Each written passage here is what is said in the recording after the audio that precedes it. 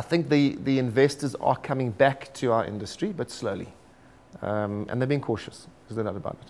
Investments, or lack thereof, new players in the market, and penetrating the sub-Saharan countries are but a few of the issues that were tackled at the 4th HICA conference held in St. Johannesburg. And we spoke to a few in attendance to find out more. And what prompted such an initiative? We were concerned by the level of, shall we say, the knowledge sharing of the hospitality industry in particular in our sector in South Africa. But knowing that if we have that concern here in South Africa, it will be much more of a bigger concern when you look at the rest of the continent. And so it was about the concern that says, here's a knowledge that we know there's a few that have it, and we are not seeing any initiative of sharing that knowledge, passing it on to the next generation of leaders. Sustainability is the backbone of any successful venture. It is one thing to build hotels, but you've got to make sure they are sustainable. And what makes hotels sustainable is that, first of all, when you build them, you make sure you've done your homework. And that theme and that question kept on coming throughout from Sunday. Do your homework first before you go and speak to your potential investor, a potential operator or manager of your hotel. And because then you're going to struggle. We are sitting where we are right now in South Africa with the people talking about an overstock supply of hotel rooms in Cape Town and Johannesburg. And so the issue of sustainability becomes a big one that this conference discussed. In an industry that is said to be overcrowded, is there still room available for new players? There's place for people for groups that can come along and can add value to people who need to have collaborative association.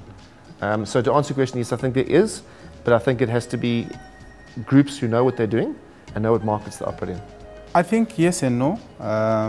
I feel, for example, with your local brands, or let me call them indigenous brands, African brands, I think there's a lot of fragmentation, and perhaps there's merit in some of the local indigenous African brands merging. I just feel that there's room for consolidation on the local brands. But I think on my yes part, I think the international brands, I still feel that there's plenty of room for international brands to come, especially into our primary cities, you know, your big cities, Lagos, Johannesburg, Harare, Cairo. Like most projects that are starting off, finance is a huge challenge. My view is that you can't grow a successful international brand without capital. The bank's stringent lending criteria also came under discussion.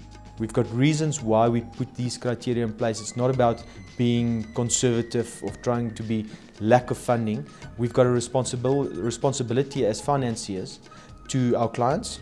At the end of the day, when we provide lending, we become an investor in that business. Now, as an investor, I've got the same interest as the operator or the owner of the property to ensure that this property is successful and it doesn't fail. And in that space, adding to the responsibility side, it's ensuring that the information which we give our clients and when we make decisions, that these decisions are based on facts. The hospitality sector contributes substantially to the GDP of every country. The hospitality sector works hand in hand with tourism, a sector which has had challenges. 2010 is a challenge year for us. It's ending up to be a challenge year, but we expected it, so we were able to take measures to deal with it, to ameliorate the pressures that we knew were coming.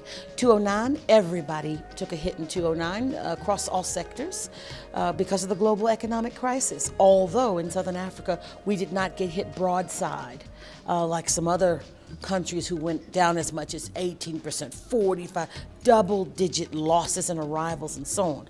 But nonetheless, with 1/3 of our tourists arriving from our overseas primary markets, when they're in economic crisis, the first thing people do is cut their holiday. We went through a fairly bad spell between 2000 and 2010. And now we are beginning to see a formidable upsurge in terms of tourism arrivals. I say so because when you compare the occupancy levels which were in 2000 to those now currently obtaining at 2010, both in terms of RevPAR, revenue per room available, and in terms of average daily rates, those have increased substantially. Talking about occupancy only, we really have scored quite fairly high especially in major resorts areas like Victoria Falls, where occupancies by month can be as high as 65% compared to a paltry 15-20% the same period last year. Though there are areas that still need work in both the tourism and hospitality sectors, the HICA conference is forging on, with 2 conferences expected in 2011.